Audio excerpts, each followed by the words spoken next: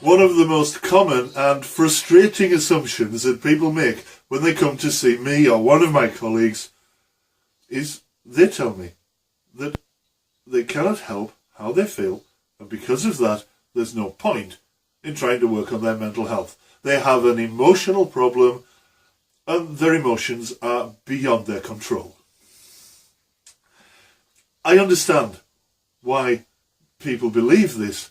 There seems to be an assumption in modern Western society, at least, that if this happens, you will feel that. Expressions like, "this event has ruined my life," are common, which is ridiculous. Any event in time is limited to that time. What follows is a person's reaction to that event, which may or may not be catastrophic,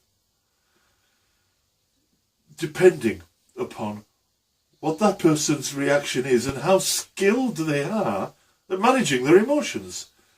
Well, I'd like to introduce you today to a very straightforward model. It's called the cognitive model, and it's the basic framework for cognitive behaviour therapy.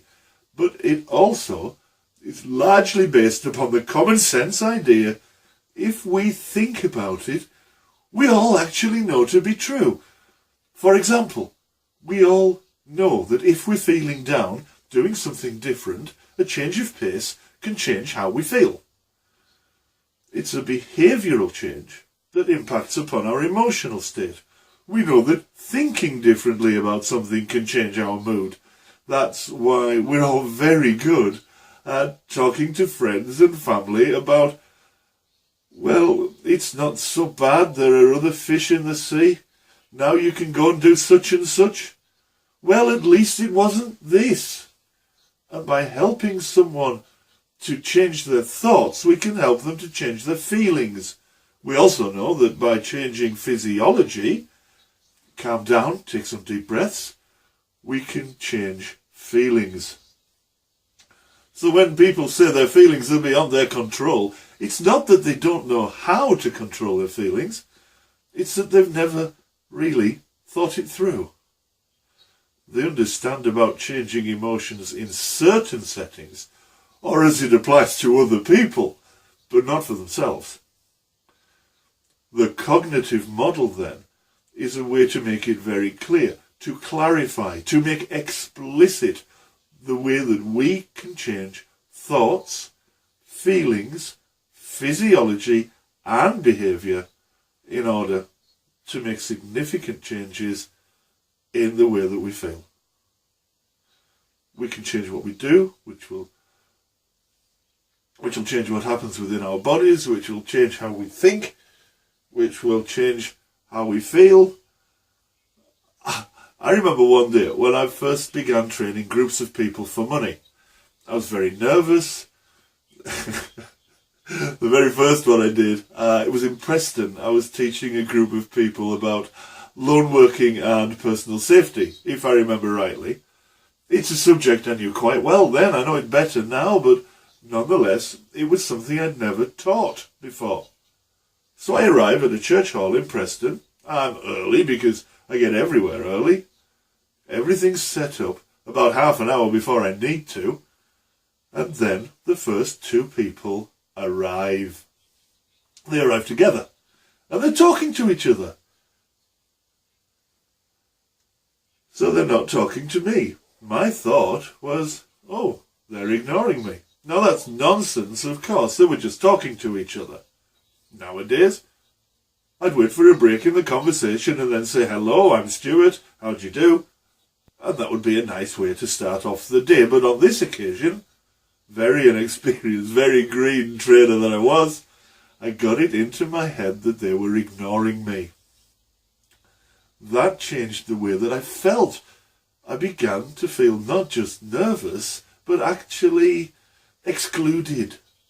That changed my physiology. And my behaviour was, well, as far as I could, I retreated. Remember freeze, fight, flight in response to anxiety, which we looked at in an earlier video?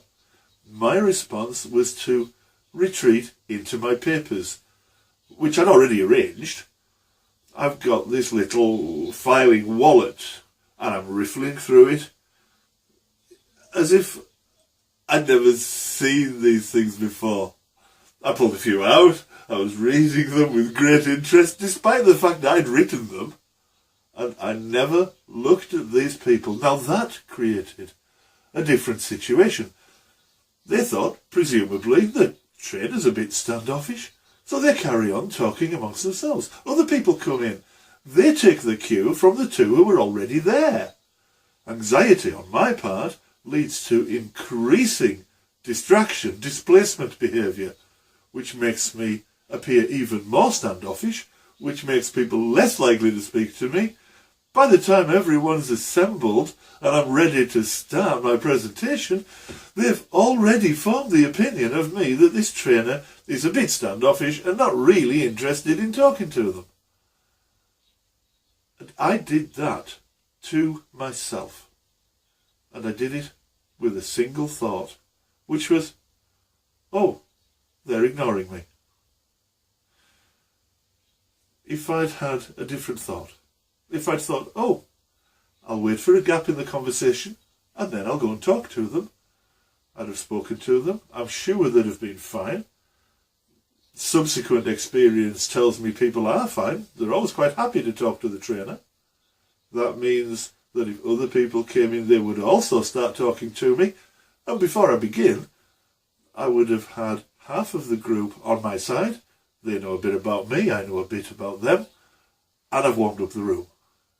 All because of a different thought, which changed everything. Not just my feeling, but also my physiology, my behaviours, and the situation itself, and the direction that the training took. And subsequent training days do go much better than that, simply because I think different thoughts. So let's look at how the cognitive model works in practice.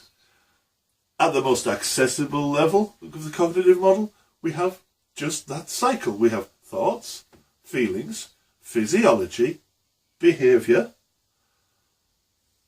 Each cycle around that leads us to a different situation. We have a different thought, a new feeling, a change in physiology, a new behaviour, new situation.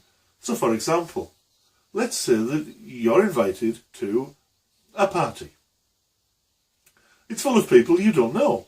You go in with your friend, and your friend, who arrives with you, immediately starts talking to people that you don't know. If you think, oh no, my friend's abandoned me, you're going to feel a little left out. You might feel rejected. You'll go and sit in a corner. You'll speak to no one. And as you know, if you hide away in a party, take that single chair in the corner, that's where you'll stay until the end of the night. If, on the other hand, you think, there's my opportunity to get to know some people I haven't met yet, so you go and you say, come on then, who's this? You'd be really upfront about it. The different behaviour creates a different situation. Your friend says, oh, hello, this is Wendy, or whatever your name happens to be. I know her from college. She's really interested in X, Y, and Z, and I know you are too, Bob. Before you know it, you have a new friend. You've got a topic to start a discussion, an enjoyable evening, and potentially the beginning of a lot more friendships, all because you had a single thought. So when people say they can't control their emotions, not only are they wrong, they don't know the half. You don't just control your emotions. You control your thoughts, your feelings, your physiology, your behaviour, your situation. You control your whole life. And that's only the beginning. There's another part of the model which is to do with solving problems that are already there. This is a little more complicated.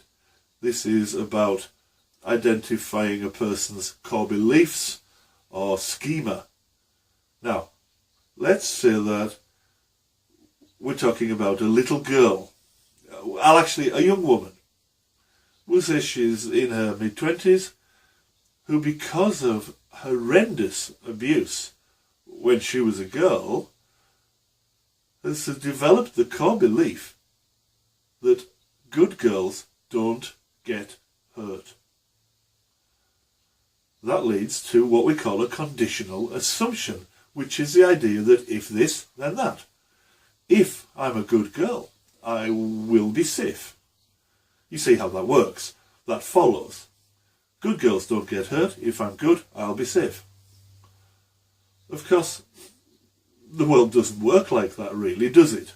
So, however good, for want of a better word, she is, however well behaved, however hard she tries not to hurt anyone, to follow all of society's rules, from time to time, she's going to get hurt. Because the world's just not fair. It wasn't fair at the start. That little girl wasn't hurt because she was bad. She was hurt because her abuser liked it.